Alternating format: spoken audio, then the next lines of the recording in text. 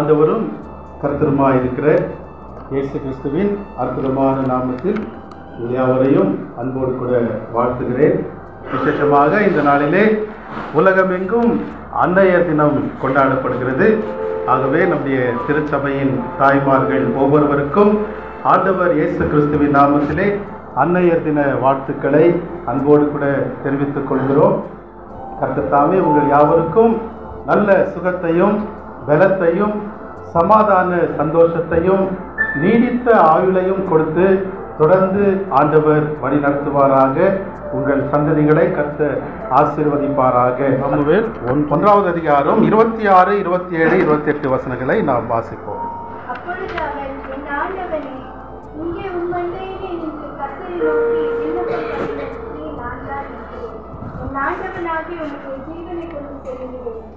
இந்த பிள்ளைக்காக விண்ணப்பம் பண்ணுவேன். நான் கர்த்தரிடத்தில் கேட்ட என் விண்ணப்பத்தின் வழி கட்டளையிட்டார். ஆகையால் அவர் கர்த்தருக்கென்று கேட்கப்பட்டபடியினால் அவர் உயிரோடு இருக்கும் சகல நாளும் அவரை கர்த்தருக்கு ஒப்புக் கொடுப்பேன் என்றார். அவன் அங்கே கர்த்தரை பணிந்து கொண்டான் என்று சாமுவேலை குறித்து எழுதப்பட்டிருக்கிறது. அன்னாள் ஜெபம் பண்ணுகிறதை இந்த இடத்துல நாம் பார்க்கிறோம். ஏ மாடல் மதர், ஒரு மாதிரி, சிறந்த மாதிரி தாய் என்கிற தலைப்பிலே நாம் ஆண்டவருடைய வார்த்தைகளை இந்த காலை நேரத்திலே சிந்திக்க இருக்கிறோம். அன்னாளை குறித்து இந்த நாளிலே நாம் பார்க்க இருக்கிறோம். யாவரும் கண்களை மூடி கர்த்தர் நம்மோடு கூட பேசத்தக்கதாக நாம் ஜெபிப்போம். நல்ல பிதாவே, நாங்கள் உமக்கு நன்றி செலுத்துகிறோம். இந்த காலை நேரத்திற்காக நாங்கள் உம்மை துதிக்கிறோம், ஸ்தோத்தரிக்கிறோம். ஸ்திரீயானவள் தன் கர்ப்பத்தின் நிலைக்கு இறங்காமல் தன் பாலகனை மறப்பாளோ? அவள் மறந்தாலும் நான் உன்னை மறப்பதில்லை என்று சொன்னவர், தாயினும் அதிகமான அன்பு கொண்டவர், தாயினும் அதிகமான பாசம் கொண்டவர். இதனாலே எங்கள் மத்தியிலே இருப்பதற்காய் நன்றி செலுத்துகிறோம். எங்கள் திருச்சபையின் தாய்மார்களுக்காக நன்றி செலுத்துகிறோம். இம்மட்டுமாக கர்த்தர் நடத்தி வந்திருக்கிறேன். இனியும் கூட கர்த்தர் அவர்களை நடத்த நாங்கள் ஜெபிக்கிறோம். நல்ல சுகத்தையும் பலத்தையும் சமாதானத்தையும் அவர்களுக்கு கொடுத்து கர்த்தர் தாங்கி பிள்ளைகளை பொறுப்போடும் சிறப்போடும் வளர்க்க கர்த்தர் உதவி செய்யத்தக்கதாய் நாங்கள் ஜெபிக்கிறோம். தொடர்ந்து அந்த ஒரே வார்த்தைகளை சிந்திக்கும் பொழுது ஆவியானவர் எங்களோடு கூட இடைப்படத்தக்கதாய் நாங்கள் ஜெபிக்கிறோம். என் வாயின் வார்த்தைகளும் எங்கள் அனைவரின் இருதயங்களின் தியானமும் கர்த்தருடைய சமூகத்திலே பிரீதியாய் இருப்பதாக. ஆமென். தேவனுக்கு மகிமை உண்டாகட்டும். இன்னொரு முறை வாசிப்போம். 27, 28 வசனங்களை வாசி. இந்த பிள்ளைக்காக விண்ணப்பம் பண்ணினேன். நான் கர்த்தரிடத்தில் கேட்டேன், விண்ணப்பத்தின்படி எனக்கு கட்டளையிட்டார். ஆகையால் அவன் கர்த்தருக்கு என்று கேட்கப்பட்டபடியினால் அவன் உயிரோடு இருக்கும் சகல நாளும் அவனை கர்த்தருக்கே ஒப்புக் கொடுக்கிறேன் என்றால் அவன் அங்கே கர்த்தரை பணிந்து கொண்டான். இங்கே அன்னாள் என்கிற ஒரு தாயை குறித்து நாம் பார்க்கிறோம். அருமையான தேவனுடைய பிள்ளைகளே, தாய் இல்லாமல் நான் இல்லை, தானே எவரும் பிறந்ததில்லை என்று உலக பிரகாரமாக சொல்லுவார்கள். இது உண்மை. தாய் இல்லாமல் இங்கு எவரும் பிறந்திருக்க முடியாது. நம்முடைய பிறப்பிற்கு முக்கிய காரணமானவர்கள் நம்முடைய தாய்மார்கள். நம்முடைய தாயை நாம் ஒரு காலம் மறக்கக்கூடாது. மறந்து போகிறவர்கள் சரியான பிள்ளையாக இருக்கவும் முடியாது. நம்முடைய வாழ்க்கையிலே தாய் என்பவர்கள் மிகவும் முக்கியமானவர்கள். நம்மை சுமக்கிறவர்கள். தாய்மார்கள் எப்படிப்பட்டவர்கள்? சுமக்கிறவர்கள். கருவாயிருக்கும் பொழுது 9 மாதம் கருவிலே சுமக்கிறார்கள். பிறந்தவுடனே மடியிலே சுமக்கிறார்கள். சற்று வளர்ந்த பிறகு இடுப்பிலே சுமப்பார்கள். இன்னும் சற்று வளர்ந்த பிறகு தோளிலே சுமப்பார்கள். திருமணம் ஆன பிறகும் இருதயத்திலே அவர்கள் சுமப்பார்கள். தாய்மார்கள் நம்மை சுமக்கிற ஒரு ஜீவன்கள், தியாகமான ஒரு ஜீவன்கள். அவர்களுக்கு இல்லாமல் இருந்தாலும் பிள்ளைகளுக்கு தியாகமாக கொடுக்கிறவர்கள். உணவை கொடுப்பார்கள், உறைவிடத்தை கொடுப்பார்கள், உடையை கொடுப்பார்கள், பணத்தை கொடுப்பார்கள், எல்லாவற்றையும் கொடுக்கிறவர்கள் தாய்மார்கள். ஆகவே இந்த நாளிலே தாய்மார்களை வாழ்த்தும்படியாக உலகமெங்கும் மே மாதம் 2வது வாரத்திலே ஞாயிற்றுக்கிழமையிலே தாய்மார்களை இப்படி கௌரவிப்பது, அவர்களுக்கு கனத்தை கொடுப்பது உலகமெங்கும் காணப்படுகிற ஒரு வழக்கம். நம்முடைய திருச்சபை தாய்மார்களையும் கர்த்தர் தொடர்ந்து பலப்படுத்தி ஆசீர்வதித்து அவர்களை வழி நடத்துவாராக. வேதத்திலே அநேக தாய்மார்களை குறித்து எழுதப்பட்டிருக்கிறது. இன்றைக்கு அன்னாளை குறித்து நாம் சிந்திக்க இருக்கிறோம். அன்னாள், ஹேனா. இந்த அன்னாளை குறித்து நாம் சிந்திப்பதற்கு முன்பாக அந்த சரித்திர பின்னணியை நாம் தெரிந்து கொள்வது மிகவும் முக்கியமானதாய் காணப்படுகிறது. தேவன் இஸ்ரவேல் மக்களை எகிப்திலிருந்து மீட்டு கானான் தேசத்துக்கு நேராக வழிநடத்தி போகிறார். மோசேயின் மூலமாக மீட்டார். யோசுவாவின் மூலமாக இஸ்ரவேல் மக்களை கானானுக்குள் சேர்த்தார். பிறகு யோசுவா என்ன செய்தார்? அந்த மக்களுக்கு கோத்திர வாரியாக இடங்களை பகிர்ந்து கொடுத்தார். பிறகு சில காலம் யோசுவா நியாயாதிபதி போல் செயல்பட்டு அவர் மரித்து போனார். அதற்கு பிறகு இஸ்ரவேல் மக்களை நியாயாதிபதிகள் வழி நடத்தினார்கள். ஜட்ஜஸ், ஏறக்குறைய 15 ஜட்ஜஸ் நியாயாதிபதிகளை குறித்து எழுதப்பட்டிருக்கிறது.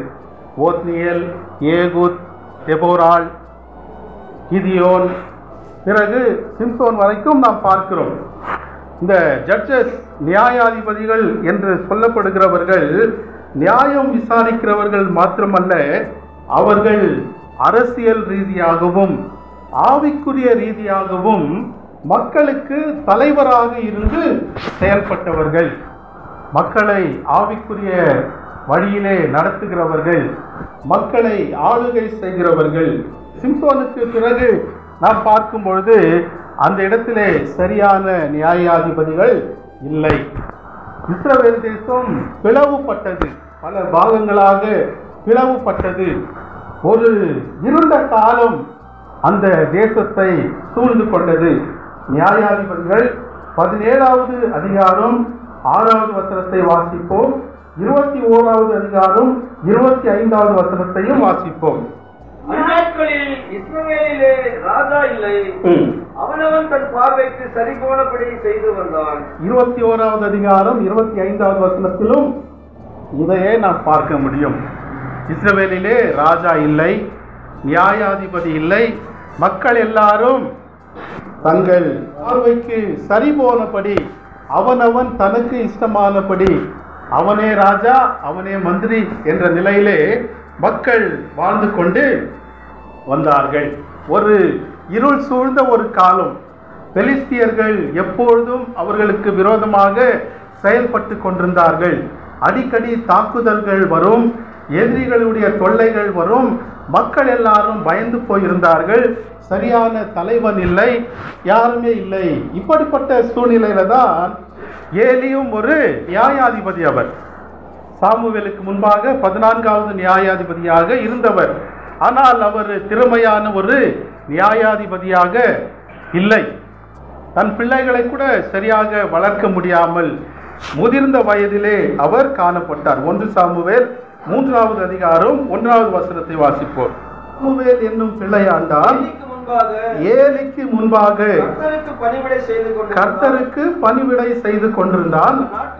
அந்நாட்களிலே கர்த்தருடைய வசனம் அபூர்வமாயிருந்தது, பிரத்யட்சமான தரிசனமும் இருந்ததில்லை. பாருங்கள், அந்த இடத்திலே கர்த்தருடைய வசனமும் இல்லை, கர்த்தரை குறித்த தரிசனமும் இல்லை, யாருக்கும் எந்தவித தரிசனமும் இல்லை, சரியான தலைவனும் இல்லை, அவர்களை வழிநடத்தக்கூடிய நியாயாதிபதி ஒருவரும் இல்லை. ஒரு இருள் சூழ்ந்த காலம். மக்கள் எவ்வழியிலே செல்வது என்று தெரியவில்லை. இந்த நேரத்திலே தான், இந்த சூழ்நிலையிலே தான் தேவன் ஒரு தலைவனை, ஒரு தேவ மனிதனை, ஒரு நியாயாதிபதியை, ஒரு தீர்க்கதரிசியை உருவாக்க சித்தம் கொண்டார். அந்த தேவ மனிதன்தான் சாமுவேல். அல்லேலூயா. இந்த சாமுவேலை ஆண்டவர் தேசத்தை அந்தகாரம் சூழ்ந்திருந்த அந்த நேரத்திலே கர்த்தருடைய வசனம் அபூர்வமாயிருந்த அந்த நாட்களிலே சாமுவேலை கர்த்தர் ஏற்படுத்தி அவனை மிகவும் கீர்த்தி பெறவும் ஒரு உண்மை உள்ள உத்தமமான ஒரு நல்ல தீர்க்கதரிசியாக தேவன் ஏற்படுத்தினார். அவன் மூலமாக தேவன் என்னென்ன சொன்னாரோ ஒரு வார்த்தை கூட கீழே விழவில்லை, தவறி போகவில்லை. 3வது அதிகாரத்திலே பார்க்கிறோம், 20வது வசனத்திலே சாமுவேல் கர்த்தருடைய தீர்க்கதரிசிதான் என்று தான் முதல் பெயர்சேபா மட்டுமுள்ள சகல இஸ்ரவேலுக்கும் விளங்கினது. அந்த தீர்க்கதரிசியை தேவ மனிதனை உருவாக்குவதில் பெரும் பங்கு வகித்தவள் அவனுடைய தாயாகிய அன்னாள். அல்லேலூயா. இந்த தீர்க்கதரிசியை உருவாக்க அன்னாளை தேவன் பயன்படுத்தினார். அந்த தாயை அன்னாளை குறித்துதான் இந்த காலை நேரத்திலே நாம் சிந்திக்க இருக்கிறோம். எப்படி அவள் இருந்தாள், அவளுடைய நிலை எப்படி இருந்தது, அவள் என்ன செய்தாள், எப்படி அந்த பிள்ளையை வளர்த்தாள், எப்படி தேவனுக்கு ஒப்பு கொடுத்தாள், அந்த காரியங்களை நாமும் பின்பற்றும் பொழுது ஒரு பொறுப்புள்ள தாயாக நம்முடைய பிள்ளைகளை தேவனுடைய வழியிலே வளர்க்க முடியும். அல்லேலூயா. நாம் முதலாவதாக அன்னாளின் பிரச்சனை குறித்து பார்க்க இருக்கிறோம். ஹானாஸ் ப்ராப்ளம். 1வது அதிகாரம் சாமுவேல் 1:5வது வசனத்தை வாசிப்போம். 1:5. அன்னாளை சிநேகித்தபடியினால் அவளுக்கு இரட்டிப்பான பங்கு கொடுப்பான். கர்த்தரோ அவள் கர்ப்பத்தை அடைத்திருந்தார். அன்னாளுடைய கர்ப்பம் அடைக்கப்பட்டிருந்தது. அன்னாளுடைய பிரச்சனை, எல்கானா என்கிற ஒரு மனிதன், அவனுக்கு 2 மனைவிகள். ஒருவளுடைய பெயர் அன்னாள், இன்னொருத்தி பெயர் பெண்ணினாள். இந்த அன்னாளுக்கு பிள்ளை இல்லை. கர்த்தர் அவளுடைய கர்ப்பத்தை அடைத்து போட்டிருந்தார். ஆகவே அவளுடைய இருதயம் உடைக்கப்பட்டிருந்தது. 6-7 வசனங்களிலே நாம் பார்க்கிறோம், கர்த்தர் அவள் கர்ப்பத்தை அடைத்திருந்தபடியினால் அவளுடைய சக்களத்தி அவள் துக்கப்படும்படியாக அவளை மிகவும் விசனப்படுத்துவாள். அவள் கர்த்தருடைய ஆலயத்துக்கு போகும் சமயத்தில் அவள் வருஷந்தோறும் அந்த பிரகாரமாய் செய்வாள். இவள் அவளை மனமடிவாக்குவாள். அப்பொழுது அவள் சாப்பிடாமல் அழுது கொண்டிருப்பாள். ஒரு மிகப்பெரிய ஒரு சோதனை, மிகப்பெரிய ஒரு பிரச்சனை, பிள்ளை இல்லாத ஒரு சூழ்நிலை. கர்த்தர் அவள் கர்ப்பத்தை அடைத்திருந்தார். அருமையான திருச்சபை பிள்ளைகளை, ஒருவேளை பிள்ளை இல்லாத ஒரு சூழ்நிலை இருந்தால் அது சாபமாக கருதக்கூடாது. ஏதோ பெரும் பாவம் செய்து விட்டோம், ஆகவே பிள்ளை இல்லை என்று கருதக்கூடாது. தேவனுடைய ஏகாதிபத்திய திட்டத்திலே ஒரு சிலரை இப்படிப்பட்ட நிலையிலே தேவன் அழைத்திருக்கிறார். அவருடைய திட்டத்திலே ஒரு சிலரை இப்படி அழைத்திருக்கிறார். ஆகவே எது நடந்தாலும் நன்மைக்கே என்று நாம் நம்முடைய வாழ்க்கையை தொடர்ந்து ஓடுவது மிகவும் சிறப்பானது. இந்த இடத்திலே இந்த அன்னாளுடைய கர்ப்பத்தை தேவன் அடைத்திருந்தார். ஆகவே அவர்கள் வருஷந்தோறும் சீலோ என்கிற இடத்திலே தேவனை பணிந்து கொள்ளும்படி குடும்பமாக போவார்கள். அந்த இடத்திலே அவர்கள் இருக்கும்பொழுது எல்கானா இவளுக்கு பிள்ளை இல்லாதபடியினாலே அந்த பலி செலுத்தும் சமயத்திலே எல்லாவற்றையும் இரட்டிப்பாக கொடுப்பான். ஆகவே அவளுடைய சக்களத்தி பெண்ணினால் அவளை நோக செய்வாள், மனமடிவாக்குவாள். ஆனாலும் அன்னாள் அவளிடத்தில் வாக்குவாதம் பண்ணினதாகவோ அவளிடத்திலே சண்டை போட்டதாகவோ எழுதப்படவில்லை. எல்லாவற்றையும் அவள் சகித்து கொண்டாள். அவளுடைய கணவன் அவளை தேற்றிக் கொண்டிருந்தான். 8வது வசனத்திலே பார்க்கிறோம், அவள் புருஷனாகி எல்கானா அவளை பார்த்து, அன்னாளே ஏன் அழுகிறாய், ஏன் சாப்பிடாது இருக்கிறாய், ஏன் சஞ்சலப்படுகிறாய், 10 பிள்ளையை பார்க்கிலும் நான் உனக்கு அதிகம் அல்லவா என்று தேற்றிக் கொண்டிருந்தான். பிறகு அன்னாளுடைய அந்த பிரார்த்தனையை பார்க்கிறோம். அன்னாஸ் பிரேயர். ஆலயத்துக்கு போகிறார்கள். அங்கே அன்னாள் ஜபிக்கிறதை நாம் பார்க்கிறோம். 10வது வசனத்தை வாசிப்போம். 1:10. அவள் போய் மனம் கசந்து மிகவும் அழுது கர்த்தரை நோக்கி விண்ணப்பம் பண்ணி ஆலயத்துக்கு போகிறாள். அங்கே கர்த்தரை நோக்கி ஜபிக்கிறாள். அப்படி வாழ்க்கையிலே ஒரு பிரச்சனை வந்து விட்டது. ஆகவே அவள் இதை குறித்து பலரிடத்திலே சொல்லிக் கொண்டிருக்கவில்லை. தேவனுடைய ஆலயத்துக்கு போய் தேவனை தேடுகிறாள். அருமையான தாய்மார்களே, உங்களுடைய வாழ்க்கையிலே பிரச்சனைகள் வரும்போது என்ன செய்கிறீர்கள்? அநேகருக்கு போன் செய்து அநேகரிடத்திலே அந்த காரியங்களை சொல்லுவதை விட தேவனுடைய சமூகத்துக்கு போய் ஜெபிப்பது மிக மிக சிறப்பானது. ஒரு உண்மையுள்ள ஜெபத்தை இவள் செய்கிறதை நாம் பார்க்கிறோம். அவள் போய் மனம் கசந்து மிகவும் அழுது யாரை நோக்கி விண்ணப்பம் பண்ணினாள்? கர்த்தரை நோக்கி. ஒரு சாதாரண ஜெபம் அல்ல. மிகவும் அழுது தேவனுடைய சமூகத்திலே மிகவும் அழுது கர்த்தரை நோக்கி அவள் ஜபிக்கிறதை இந்த இடத்திலே நாம் பார்க்கிறோம். ஏனோ தானோ என்று அவள் ஜபிக்கவில்லை. கடமைக்காக கட்டாயத்துக்காக அவள் ஜபிக்கவில்லை. உண்மை உள்ளவளாக கர்த்தரை நோக்கி மனம் கசந்து மிகவும் அழுது தேவனை நோக்கி ஜபிக்கிறாள்.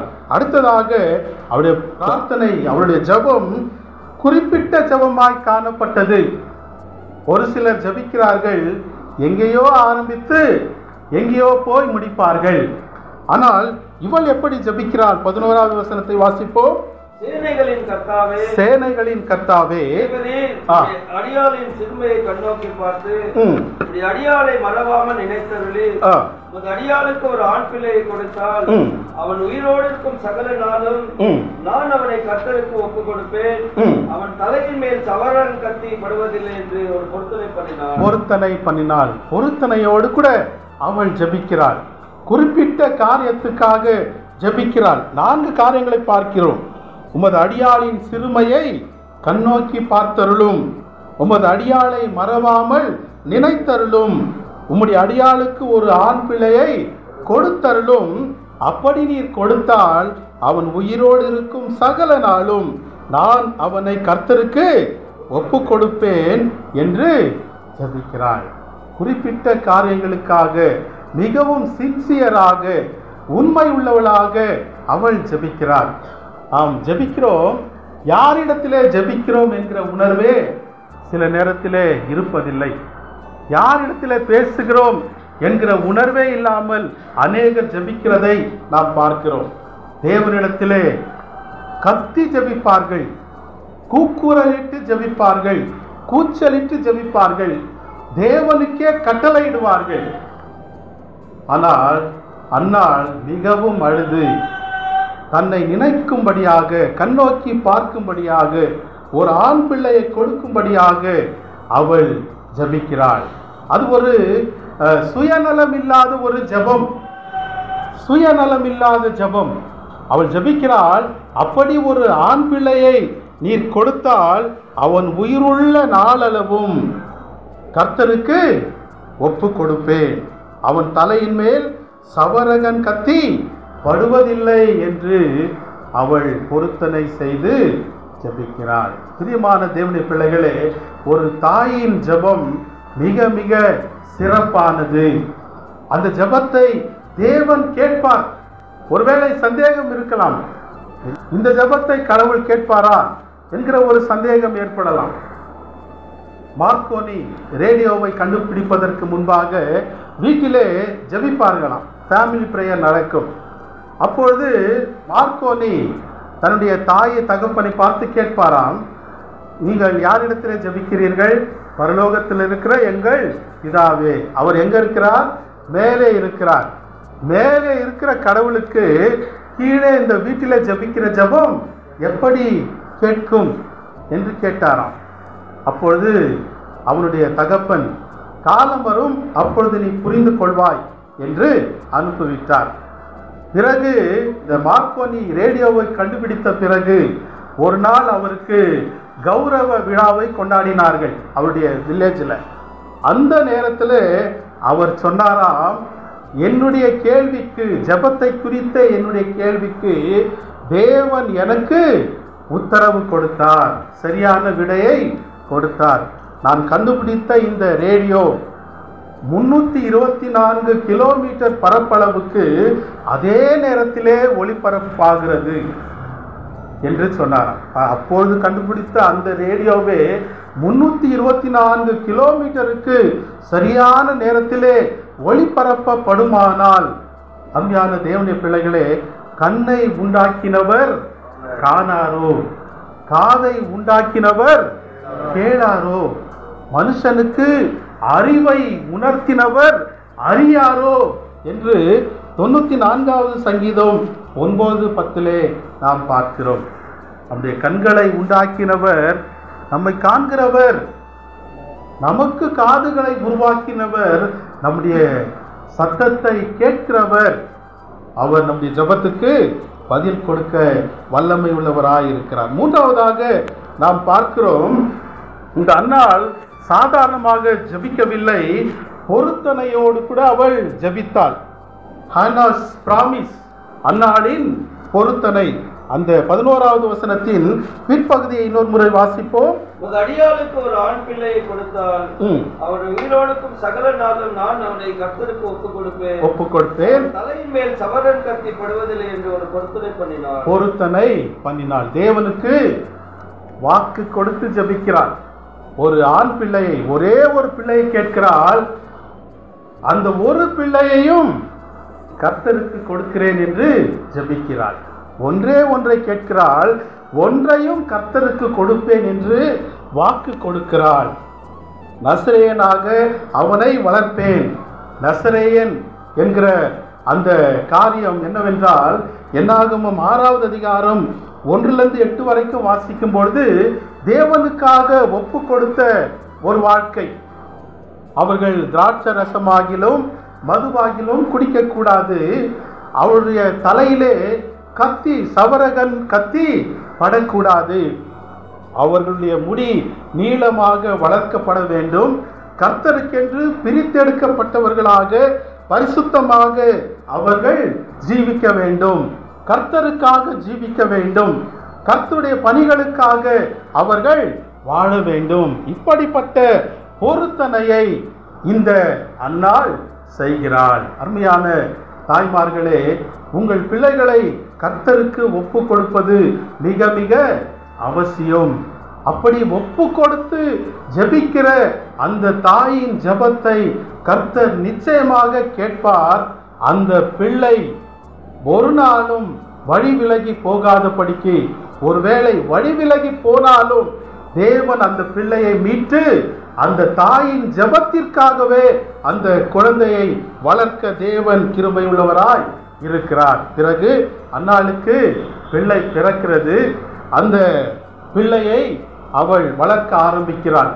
21வது வசனத்திலே நாம் பார்க்கும் பொழுது, வழக்கத்தின்படியே எல்கானா மறுபடியுமாக சீலோவில் இருக்கிற தேவனுடைய ஆலயத்துக்கு போகிறான்.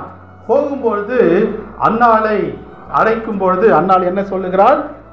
சில நாள் சென்ற பின்பு அன்னாள் கர்ப்பவதியாகி ஒரு குமாரனை பெற்று கர்த்தரிடத்தில் அவனை கேட்டேன் என்று சொல்லி அவனுக்கு சாமுவேல் என்று பெயரிட்டாள். சாமுவேல் என்றால் தேவன் கேட்டார் என்று பொருள். தேவன் பிள்ளையை கொடுத்தார். பிறகு எல்கானா என்பவன் கர்த்தருக்கு வருஷந்தோறும் செலுத்தும் பலியையும் தன் பொருத்தனையும் செலுத்தும்படியாக தன் வீட்டார் அனைவரோடும் கூட போனான். அன்னாள் கூட போகவில்லை. அவள் பிள்ளை பால் மறந்த பின்பு அவன் கர்த்தரின் சந்நிதியிலே காணப்படவும் அங்கே எப்பொழுதும் இருக்கவும் நான் அவனை கொண்டு போய் விடுவேன் என்று தன் புருஷனிடத்திலே சொன்னாள். அவன் உன் இஷ்டப்படி செய் என்று சொல்லிவிட்டான். பிள்ளை பிறக்கிறது. எல்கானா தேவாலயத்துக்கு போகிறான். ஆனால் அன்னாள் போகவில்லை. ஏன் போகவில்லை என்றால், இப்பொழுது அவளுக்கு ஒரு பொறுப்பு வந்துவிட்டது. இந்த பிள்ளை குறுகிய காலம்தான் என்னோடு கூட இருக்க போகிறது. அந்த குறுகிய காலத்துக்குள்ளாக இந்த பிள்ளைக்கு கர்த்தருடைய காரியங்களை சொல்லி கொடுத்து விட வேண்டும். அவள் பால் கொடுத்தாள் என்று எழுதப்பட்டிருக்கிறது. பாலோடு கூட ஞான பாலாகிய தேவனுடைய வசனத்தையும் கொடுத்திருப்பாள். பிள்ளைக்கு கொடுக்க வேண்டிய எல்லா நல்ல பண்புகளையும் அவள் கொடுத்திருப்பாள். அருமையான தேவனுடைய பிள்ளைகளே, இந்த பால் மறக்கிற வயது 4 to 6 என்று சொல்லுவார்கள். இந்த 4 அல்லது 5 அல்லது சில பேர் 6 வயதில தான் பால் மறப்பார்கள். இதற்குள்ளாக தேவனுடைய காரியங்களை சொல்லி கொடுத்து விட வேண்டும் என்கிற பொறுப்பு இந்த அன்னாளுக்கு வந்தது. ஆகவேதான் அவள் எல்கானாவோடு கூட செல்லவில்லை. அந்த நாட்களிலெல்லாம் அந்த சாமுவேலுக்கு தேவனுடைய காரியங்களை அவள் சொல்லிக் கொடுத்தாள். 28வது வசனத்தை வாசிப்போம். ஆகையால் அவன் கர்த்தருக்கென்று கேட்கப்பட்டபடியினால் அவன் உயிரோடுக்கும் சகல நாளும் அவனை கர்த்தருக்கே ஒப்புக் கொடுக்கிறேன் என்றாள். அவன் அங்கே கர்த்தரை பணிந்து கொண்டான். பாத்தீங்களா, ஒரு 6 வயது தான் இருக்கும், பால் மறந்த வயது. எல்லாவற்றையும் சொல்லி கொடுத்து விட்டு அன்னாள் தேவாலயத்துக்கு கொண்டு போய் விடுகிறாள். அந்த சின்ன பையன் சாமுவேல், குழந்தை சாமுவேல் என்ன செய்கிறான்? அங்கே அவன் கர்த்தரை பணிந்து கொண்டான். அல்லேலூயா. இந்த சின்ன வயதிலே இப்படிப்பட்ட பண்பு எப்படி அவனுக்கு வந்தது? தன்னுடைய தாயிடத்திலிருந்து அவன் கற்றுக்கொண்டான். அருமையான தேவனுடைய பிள்ளைகளே, சிறு வயதிலே பிள்ளைகளுக்கு தேவனுடைய காரியங்களை கற்றுக் கொடுப்பது மிக மிக அவசியம். பிள்ளையானவன் நடக்க வேண்டிய வழியிலே அவனை நடத்து, முதிர் வயதிலும் அவன் அதை விடாதிருப்பான். நீதிமொழிகள் 22:6. சின்ன வயதில் பிள்ளைகளுக்கு முன்பாக நீங்கள் சண்டை போட்டால் பிள்ளைகளும் அதை தான் செய்வார்கள். பிள்ளைகளுக்கு முன்பாக கெட்ட வார்த்தை பேசினால் பிள்ளைகளும் கெட்ட வார்த்தைகளை கற்றுக்கொள்ளுவார்கள். பிள்ளைகளுக்கு முன்பாக மன்னியாதிருந்தால், மோசமான காரியங்களை செய்தால் பிள்ளைகளும் அதை கற்றுக்கொள்ளுவார்கள். பிள்ளைகள் நம்முடைய நடத்தையை பார்த்து கொண்டிருக்கிறார்கள். அவர்கள் நடமாடும் வீடியோ கேமராஸ், அவர்கள் நம்மை கண்காணித்துக் கொண்டிருப்பார்கள். பெற்றோர் எதை செய்கிறார்களோ அதை தான் பிள்ளைகளும் செய்வார்கள். ஆராய்ச்சியாளர்கள் சொல்லுகிறார்கள், 6 வயதுக்குள்ளாக பிள்ளைகளுடைய அந்த குணாதிசயங்கள் ஃபார்ம் ஆகி விடுகிறதா, செட் ஆகி விடுகிறது. அந்த 6 வயதுக்குள்ளாக குழந்தையின் குணாதிசயங்கள் எப்படி அமைகிறதோ அதுதான் அவருடைய முதிர் வயது வரைக்கும் காணப்படுமா. அந்த வயதிலே குழந்தையை விட்டுவிட்டால் பிறகு அவர்களை பிடிப்பது மிக மிக கஷ்டம். 5 வளையாதது 50 வளையாது. ஆகவேதான் அன்னாள் அந்த சிறு வயதிலே தேவனுடைய காரியங்களை குறித்து கற்றுக் கொடுத்தாள், பரிசுத்த வசனங்களை கற்றுக் கொடுத்தாள், பண்பை கற்றுக் கொடுத்தாள், தேவனை பணிந்து கொள்வதை குறித்து கற்றுக் கொடுத்தாள். தேவனுடைய ஆலயத்திலே போய் விட்ட உடனே சாமுவேல் என்ன செய்கிறான்? கர்த்தரை பணிந்து கொண்டான். இப்படிப்பட்ட ஒரு சிறப்பான தாயை குறித்து இந்த இடத்திலே நாம் பார்க்கிறோம். அருமையான தேவனுடைய பிள்ளைகளே, இப்படிதான் நாம் பிள்ளைகளை வளர்க்க வேண்டும். கர்த்தருடைய வழியிலே பொருத்தனை செய்து பொறுப்போடு கூட பரிசுத்தத்தோடு கூட பண்புகளை கற்றுக் கொடுத்து நாம் வளர்க்கும் பொழுதுதான் அவர்கள் தேவனுக்காக நிற்க முடியும். அல்லேலூயா. இப்படி தேவனுக்காக கொடுத்து விட்ட அன்னாளுக்கு தேவன் என்ன செய்தார்? வேதத்திலே பார்க்கிறோம். எபிரேயர் 6வது அதிகாரம் 10வது வசனத்திலே அந்த இடத்திலே எழுதப்பட்டிருக்கிறது, ஏனென்றால் உங்கள் கிரியையையும் நீங்கள் பரிசுத்தவான்களுக்கு ஊழியம் செய்ததினாலும் செய்து வருகிறதினாலும் தமது நாமத்திற்காக காண்பித்த அன்புள்ள பிரயாசத்தையும் மறந்து விடுகிறதற்கு தேவன் அநீதி உள்ளவர் அல்லவே. அல்லேலூயா. தேவனுக்காக நாம் எதை கொடுத்தாலும், தேவனுடைய காரியங்களுக்காக நாம் எப்படி பிரயாசப்பட்டாலும் அதனுடைய பலனை தேவன் நிச்சயமாக கொடுப்பார்.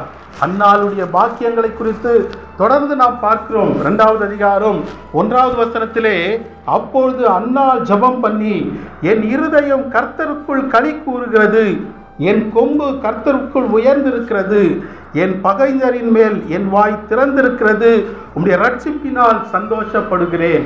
அவருடைய இருதயம் சந்தோஷத்தினால் நிறைந்து விட்டது. தேவனுக்காக ஒரு பிள்ளையை பெற்றால், ஒரு பிள்ளையை ஒப்பு கொடுத்தால் அவருடைய இருதயத்திலே சந்தோஷம் வந்தது. மாத்திரமல்ல, 2வது அதிகாரம் 21வது வசனத்திலே பார்க்கிறோம்.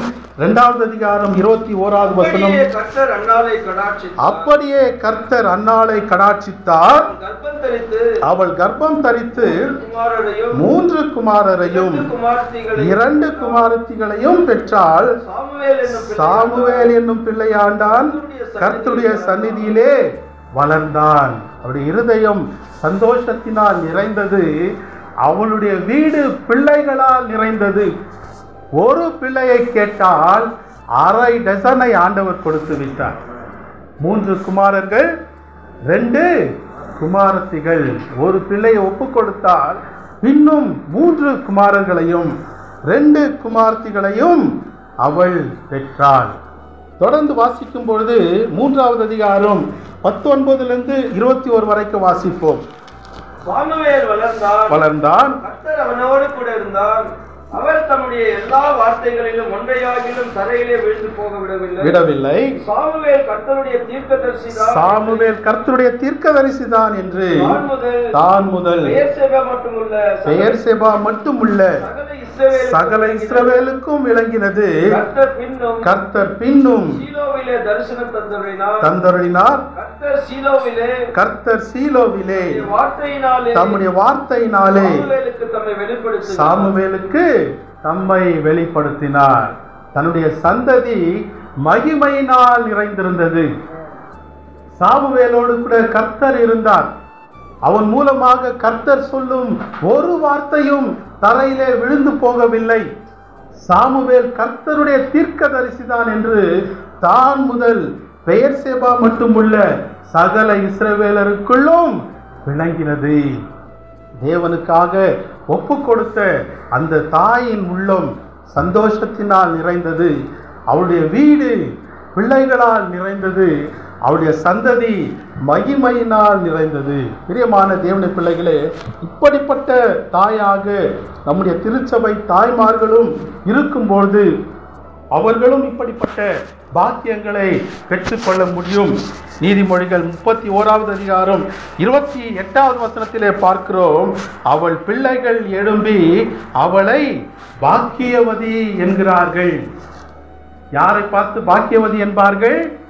தேவனிடத்தில் ஜெபிக்கிறவர்களை பார்த்து, தேவனுக்காக பரிசுத்தமாக வாழ்கிறவர்களை பார்த்து, தேவனுக்காக பிள்ளைகளை ஒப்பு கொடுக்கிறவர்களை பார்த்து, தேவனுடைய காரியங்களிலே பிள்ளையை வளர்க்கிறவர்களை பார்த்துதான் பிள்ளைகள் சொல்லுவார்கள் பாக்கியவதி என்பார்கள். இப்படிப்பட்ட பாக்கியம் திருச்சபையின் தாய்மார்கள் ஒவ்வொருவருக்கும் உண்டாவதாக. அன்பியான தேவனுடைய பிள்ளைகளே, நாம் தொடர்ந்து பார்க்கும் பொழுது ஏலியின் 2 குமாரர்கள். ஏலி என்பவன் பிரதான ஆசாரியனுக்கு பிறந்தவர்கள், தேவாலயத்திலே வளர்ந்தவர்கள், தேவாலய காரியங்கள் எல்லாவற்றையும் அறிந்தவர்கள். அவர்களுடைய காரியங்களை பார்க்கும்போது அவர்கள் தேவனுக்காக பிரயோஜனப்படவில்லை. அவர்கள் வீணாய் போனார்கள். தேவனுடைய சந்நிதியிலே அவர்கள் காணப்படவில்லை. தேவனாலே அவர்கள் கொல்லப்பட்டார்கள். ஆனால் தேவனிடத்திலே ஜெபித்து, தேவனிடத்திலிருந்து பெற்றுக்கொண்டு, தேவனுக்கு ஒப்பு கொடுத்து, தேவனுக்காக வளர்த்த அந்த தாயின் மூலமாக உருவாக்கப்பட்ட சாமுவேல் மூலமாக இஸ்ரவேலின் புகழ் உலகமெங்கும் பரவினது. இஸ்ரவேல் மக்கள் தேவனுடைய வார்த்தைகளை பெற்றுக்கொண்டார்கள். இஸ்ரவேல் மக்கள் சுகமாக வாழ்ந்தார்கள். தேவனுடைய வழி நடத்துதலை பெற்றுக்கொண்டார்கள். 2 ராஜாக்களை அபிஷேகம் பண்ணும்படியாக சாமுவேலை கர்த்தர் தெரிந்து கொண்டார். அல்லேலூயா. இதுக்கெல்லாம் காரணம் என்னவென்றால் அந்த தேவ பக்தியுள்ள தாயார். அல்லேலூயா. ஆகவே பிரியமானவர்களே, நாமும் தேவனுக்காக வாழ வேண்டும். தாய்மார்கள் தேவனுக்காக வாழ வேண்டும். எந்த பிரச்சனை வந்தாலும் யாரிடத்திலும் போக வேண்டாம். தேவனுடைய சமூகத்தை நாடுங்கள். தேவனுடைய சமூகத்திலே இருதயத்தை ஊற்றி விடுங்கள். தேவன் நமக்கு அடைக்கலமாய் இருப்பார். தேவனுக்காக பரிசுத்தமாய் வாழுங்கள். பொறுப்புள்ள தாயாக செயல்படுங்கள். பிள்ளைகளை கர்த்தருடைய சிக்ஷையிலும் போதனையிலும் வளர்க்க ஒப்புக்கொடுங்கள். கர்த்தர் உங்களை ஆசீர்வதிப்பாராக. ஆமென்.